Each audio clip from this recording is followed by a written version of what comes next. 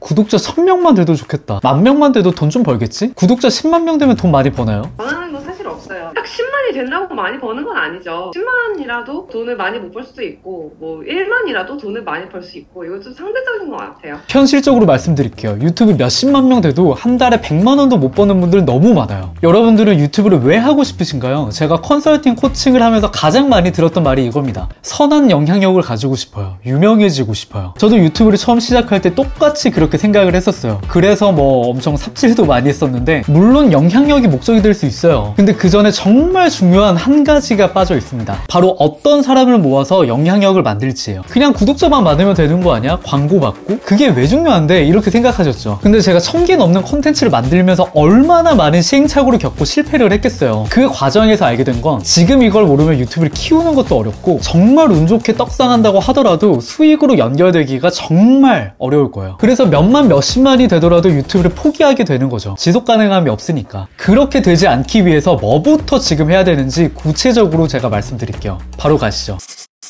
처음 유튜브를 시작하는 90% 이상의 분들이 뭐부터 하는지 아세요? 바로 알고리즘부터 공부합니다. 뭐 몇 시에 올리고 이런 것들이요. 그리고 유튜브를 하는데 아무리 반응이 없고 이러면은 이 생각부터 해요.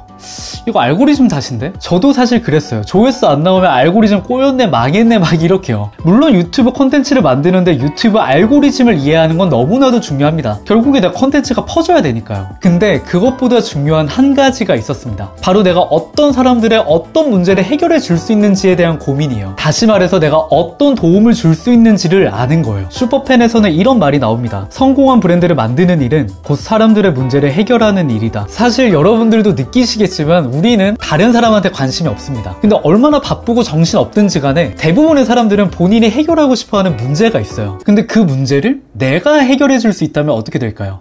나를 처음 보는 사람이더라도 나한테 관심을 갖겠죠. 우리는 거기서부터 시작을 해야 됩니다. 뭐 몇 시에 올리고 제목 태그에 어떤 키워드 넣고 이것부터 하는 게 아니라요. 퍼스널 브랜딩 전문가 70만 크리에이터 드로우 앤드류님 역시도 언제든 바뀔 수 있는 알고리즘을 공부하는 게 아니라 콘텐츠에 사람들이 필요로 하는 가치를 담는 것부터 해야 한다고 말했는데 사람들은 내 콘텐츠를 공짜로 보는 게 아니잖아요. 다른 걸 할 수 있는 10분이라는 시간과 에너지를 나한테 쓴다라고 생각하면 그냥 내 일상과 내가 좋아하는 거 올리다 보면 언젠가는 내 콘텐츠를 보겠지라는 생각은 사라지게 될 거예요. 그쵸? 나도 다른 사람의 그냥 평범한 일상이 궁금하지 않은데 다른 사람이 내 일상을 궁금해할 리가 없잖아요. 그렇다면 나를 처음 보는 사람이 나한테 관심을 갖게 만들기 위해선 어떻게 해야 될까요? 내가 멋있고 잘생겼고 어마어마한 매력을 갖고 있다라면 모르겠지만 그렇지 않다면 그 사람이 갖고 있는 문제를 해결해주는 것만큼 효과적인 방법은 없을 거예요. 제가 단순하게 제 일상을 공유하는 게 아니라 여러분들께 퇴사 후 유튜브로 퍼스널 브랜딩을 어떻게 하고 그 과정과 경험을 여러분들한테 공유하고 있는 것처럼요. 내가 어떤 문제를 해결해 줄 수 있는지 모르겠다고요? 그 부분은 조금 뒤에서 다시 말씀드릴게요. 뭐 문제라고 한다면 여러 가지가 될 수가 있겠죠. 심심한 사람한테 재미를 줄 수도 있을 거고요. 우울한 사람한테 우울할 때 보면 좋은 영화를 추천해 줄 수도 있을 거고요. 유튜브를 처음 하는 사람한테 내 경험과 노하우로 시행착오를 줄여줄 수도 있겠죠. 그렇게 그냥 내가 하고 싶은 걸 아무거나 하는 게 아니라 내가 어떤 걸 도와줄 수 있는지를 고민하고 그걸 발견하게 되면 어떻게 될까요? 주제가 명확해질 거예요. 예를 들면 제가 개인적으로 좋아하는 키 작은 광자님 같은 경우엔 키가 크지 않은 남자들의 패션 문제를 해결해주고 있고요. 저 같은 경우에는 퇴사를 고민하는 주체적으로 삶을 만들어가기를 원하는 분들을 위해서 유튜브 퍼스널 브랜딩과 관련된 경험을 공유하며 문제를 해결해주고 있죠. 이렇게 내 컨텐츠로 계속해서 문제를 해결해주게 되면 어떻게 될까요? 시청자들은 어떠한 가치를 받게 된 거잖아요. 그렇게 되면 우리는 아무런 연관이 없었는데 컨텐츠를 통해서 관계가 만들어지게 되는 거죠. 이게 재밌는 게 뭐냐면 내가 친구 한 명을 도와주면 그 한 명만 나한테 고마워할 텐데 컨텐츠의 특성은 어떤가요? 적어도 몇십 몇백 명, 많게는 몇십 몇백만 명한테 퍼지게 되잖아요. 그렇게 나한테 도움받은 사람들이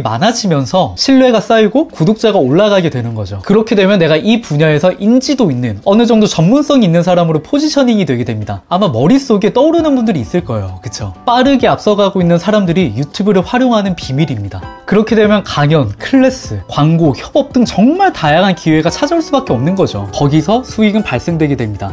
돈이 따라오게 되는 거죠. 그냥 아무나 10만 명이 모인 채널이랑 내가 해결해 줄 수 있는 공통적인 문제를 갖고 있는 1만 명이 모인 채널, 어떤 채널이 더 밀도 있고 지속 가능할까요? 네, 바로 후자겠죠. 저는 거의 모든 콘텐츠에서 유튜브와 퍼스널 브랜딩의 중요성에 대해서 말해왔었고 덕분에 그런 고민이 있는 5만 분이 모이게 된 거고요. 저번 콘텐츠에서 말씀드렸던 대로 9개 이상의 파이프라인이 자연스럽게 만들어지게 됩니다. 여기까지 들으셨으면 눈치채셨겠지만 콘텐츠는 단순하게 구독자를 늘리기 위한 수단이 아닙니다. 컨텐츠는 내가 어떤 문제를 해결해 줄 수 있는 사람인지를 퍼뜨리기 위해서 세상에 알릴 수 있는 효과적인 하나의 도구인 거죠. 그렇기 때문에 컨텐츠를 만들기 전에 알고리즘부터 공부하는 게 아니라 내가 어떤 문제를 해결해 줄 수 있는 사람인지에 대한 나에 대한 이해부터 해야 된다는 거예요. 그래야 내가 사람들을 위한 어떤 컨텐츠를 만들지 좁힐 수 있으니까요. 근데 아마 이쯤 되면 두 가지 생각 중에 한 가지가 드실 거예요. 쏘님, 저는 어떤 문제를 해결해 줄 수 있는지 모르겠어요. 이거거나 쏘님, 어떤 문제를 해결해 주고 싶은지는 알겠는데 그거에 대한 제가 자격이 있는지 모르겠어요. 첫 번째부터 말씀드릴게요. 어떤 걸 갖고 있는지 모르겠다, 뭘 좋아하는지 모르겠다라는 생각이 드신다면 경험이 부족한 상황일 확률이 높아요. 이때 필요한 건 정말 행동밖에 없어요. 한번 해보는 거예요. 내가 뭘 해봐야지 이게 좋고 별로고를 알 텐데 안 해보면 뭘 어떻게 알겠어요. 근데 여기서도 뭐부터 해야 될지 모르겠다면 저만의 찍먹 방법이 있는데, 정말 1%라도 흥미가 생기거나 아니면 내가 부러운 사람, 질투나는 사람이 하고 있는 걸 분석해보는 거예요. 저 같은 경우엔 그 당시에 제 또래인데 유튜브로 돈 벌고 있는 사람들이 너무 부러웠어요. 그래서 유튜브를 시작을 했는데 결과가 좋지 않더라도 컨텐츠를 만드는 그 행위 자체가 저는 너무 재밌는 거예요. 내가 무슨 유튜브야, 촬영도 편집도 안 해봤는데, 이런 생각으로 내가 시도조차 하지 않았다면 어떻게 내가 유튜브에 퍼스널 브랜딩에 관심이 있다는 걸 알 수 있었겠어요. 겁먹지 말고 이상형 월드컵처럼 하나씩 해보는 거예요. 거기서 내가 흥미가 있었던 건 더 해보고, 그러면서 내가 집중해야 될 타격점을 잡아내는 거죠. 두 번째, 하고 싶은 건 명확하게 있는데 이걸 내가 해도 될지 모르겠다.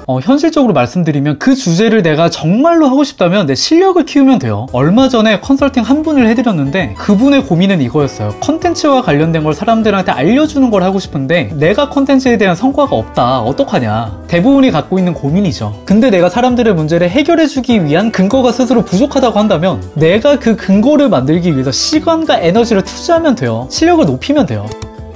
사실 한 달에 구독자 1000명, 한 달에 월 얼마, 이런 자극적인 카피들이 정말 많이 나오다 보니까 빠르게 성과가 나오지 않으면 실패한 것 같고 좌절하게 되면서 포기하게 되잖아요. 근데 솔직하게 말씀드리면 제가 19년도에 처음으로 시작했던 유튜브 채널 역시도 11개월 동안 아무런 반응이 없었어요. 근데 그때 제가 좌절하고 포기했다라고 한다면 제가 H그룹에서 유튜브를 운영할 수 있는 기회도, 지금의 커밍손 채널도 없었겠죠. 그때 참고 견디면서 해냈던 시간이 지금 커밍손에서 퍼스널 브랜딩을 말하고 유튜브를 말할 수 있는 하나의 근거가 되더라고요. 예를 들어서 내가 다이어트에 대해서 말을 하고 싶다면 내가 뭔가 PT 자격까지는 아니더라도 실제로 다이어트를 해서 요요 없이 지속 가능하게 내가 몇 킬로를 뺐는지 이런 구체적인 근거가 있어야 되잖아요. 그래야 내 경험과 노하우로 그 사람들의 문제를 해결해 줄 수 있고, 그래야 그 사람들이 내 컨텐츠를 보겠죠. 그렇게 되면 구독자가 그렇게 많지 않더라도 유튜브로 브랜딩하면서 돈을 벌 수 있는 기회는 따라오게 될 거예요. 이미 주원규님, 드로우앤드류님, 무빙워터님, 저를 포함해서 정말 많은 분들이 그렇게 해나가고 있고 증명해 나가는 것처럼요. 결국 우리는 단순하게 유튜브를 하는 게 아니라 나를 필요로 하는 사람들에게 나를 퍼뜨리기 위한 브랜딩의 수단으로 유튜브를 활용해야 되는 거예요. 다시 말해서 유튜브의 구독자 수가 목적이 되면 안 되고 어떤 목적을 이루기 위해, 목표를 이루기 위해서 유튜브를 활용해야 되는 거죠. 그걸 위해서 내가 지금 뭘 해야 되는지가 명확해지면 흔들리지 않고 방향성 있게 나아갈 수 있더라고요. 물론 제가 엄청 많은 돈을 버는 건 아니지만 이렇게 브랜딩 하다 보니까 돈과 파이프라인은 저절로 따라오게 되더라고요.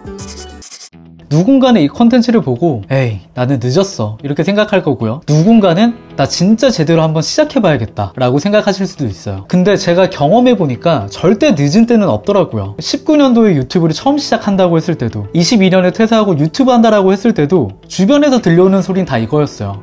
야, 유튜브 레드오션이래, 너 편집도 촬영도 못하잖아, 지금은 진짜 잘해야 돼, 허들 너무 높아졌어. 그런 말들 때문에 주저했는데 이 한마디가 저를 움직이게 만들었습니다. 첫 시작이 완벽하다면 그건 너무 늦었을 때다. 그렇게 주변의 시선을 무시하고 시작했던 유튜브와 퍼스널 브랜딩으로 32살, 저는 제 인생을 주인공이 되는 삶으로 만들어가고 있습니다. 돌아보면 저는 다른 사람들 시선 신경 안 쓰고 일단 시작한 것들 덕분에 다른 사람의 삶이 아니라 내가 원하는 삶을 만들어 나가고 있는 것 같아요. 사실 무언가를 시작할 때면 항상 두려움이 찾아오더라고요. 너무 늦은 건 아닐까? 시간 낭비는 아닐까? 근데 제가 경험해보니까 절대 늦었던 때는 없었습니다. 만약에 계속해서 고민이 된다면 이거 한 가지만 딱 기억하셨으면 좋겠어요. 지금도 누군가는 내 이야기와 경험을 기다리고 있다는 걸요. 그리고 내 컨텐츠는 그 사람의 하루를, 어쩌면 인생을 바꿔줄지도 모른다고요. 내 경험과 노하우로 사람들한테 도움을 주면서 작업하는 시간과 장소가 자유로운 내 가치를 높이는 삶, 상상만 해도 기분 좋아지지 않나요? 만약 지금까지 보시고 조금이라도 울림이 있으셨다면